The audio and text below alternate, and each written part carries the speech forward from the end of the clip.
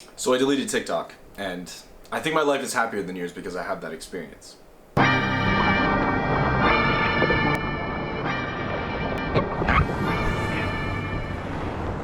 I feel like all of this was a result of me not being bored, but just being tired of myself. Like, I don't know. It's hard to talk about happiness in a general sense, where it doesn't sound preachy or like personal therapy. We live in a world of comparison. Social media doesn't help with this. Apart from being safe, fed, and rested, it is necessary in life to have a sense of love and belonging, a tribe of sorts. Over the past year and a half, I've caught myself in self-sabotage, sacrificing my happiness for other people's well-being.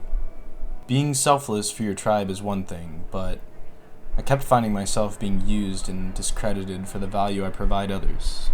No, this is not a sympathy video. This video is about conditional happiness, the idea of being detached from something you inevitably have no control of. Your happiness isn't yours. I would know. I'm 22. They look sad. Yeah, they look like they just got beaten up. Well, I mean, we're not putting it on a cheese board. We're just eating them, right? Yeah. Do you enjoy the process of eating grapes when I you like pick eating them up? happy grapes. I like happy These ones are grapes. so sad. Conditional happiness. The idea that I'll be happy if I'm in a relationship, I get 100 likes on my recent, if I get into that competitive nursing program, if I do everything I'm told, follow the rules, and manifest my future on the dream board. We romanticize our narratives, find patterns in nothing. It's rewarding to drop the Robin Williams line, "I have to see about this girl," and sack your seat at Fenway. It's easy to get caught up in the grind and pursuing your dreams or talking about them until you get tired of your own narrative. A 5-year plan feels good to say out loud, but if staying on track means daily journaling, 3 meals a day, cold showers, hygiene, a weekly workout schedule, and being so horny for the bag you forgot about sleep, the first step can be a bit overwhelming.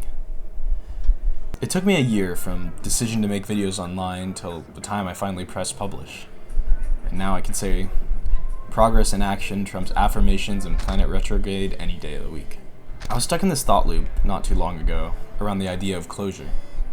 I can never gather enough information on who I am.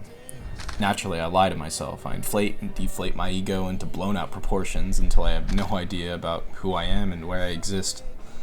So, if I can't actually know myself, what about others?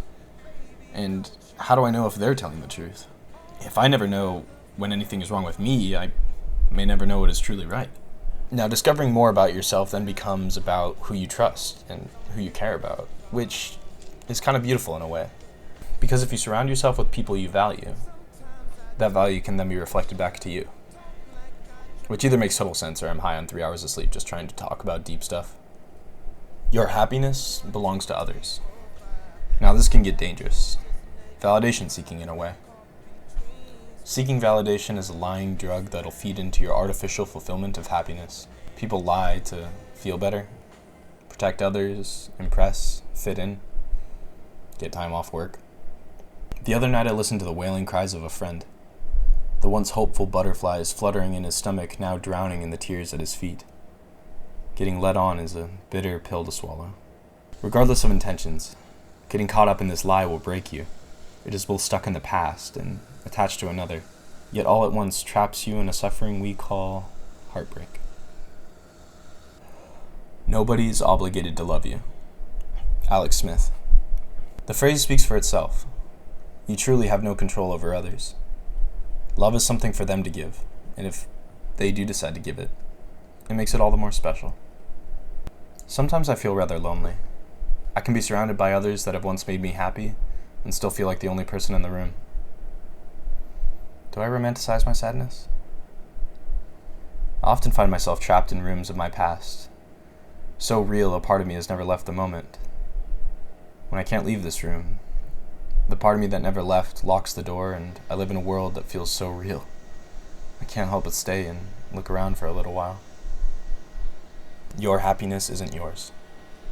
It belongs to others, nostalgia, and the promise of tomorrow. I enjoy human connection. In my eyes, if there is any meaning of life, you won't find it by yourself. If ever I do seek things alone, I often get to the point where I am lost, and I run away from my lonely voice echoing off the walls of the room I trap myself in. I latch on to the comfort of my past, or hope for a better future. Currently where I'm at is fuck it. I'm done rolling around in my failure and pretending I have things figured out for tomorrow. So I'm gonna go home, jerk off, and move on with my life. Nothing feels better than